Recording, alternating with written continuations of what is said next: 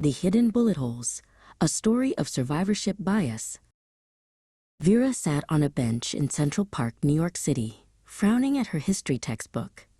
Her assignment was to analyze a famous historical decision, but all the decisions looked simple in hindsight. She needed a new angle for her project. She decided to visit Professor Silas, a retired historian at Columbia University. "Professor," she asked, "I want to find a historical decision that teaches us how not to think. I want to see the error, not just the success." Professor Silas smiled. "Ah, you are looking for survivorship bias. It's the error of only looking at the things that survived a process while ignoring the failed attempts." He paused. "Have you heard the story of the World War II bombers?" He explained that during the war, American planes would return to airbases in places like London and Cambridge after raids over Europe. Analysts were asked to study the returning aircraft to figure out where they should add extra armor.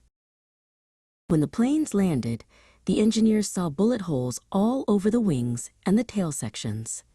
Reinforce the wings and the tail was the general consensus. The data was right there, painted in red on a diagram of the plane. But one brilliant analyst, a mathematician named Abraham Wald, looked at the diagram and saw something else. He asked the only question that mattered: where are the bullet holes on the planes that didn't return? The planes that returned were the lucky ones. They had been hit in non-critical areas and survived. The planes that were shot down and never came back to London? They had been hit in the places that had no red marks on the surviving planes, the engines and the cockpit. The original data was biased. It was only showing the survivors. The real lesson was in the empty spaces. To save the pilots, they needed to reinforce the areas that were never hit on the planes that made it back.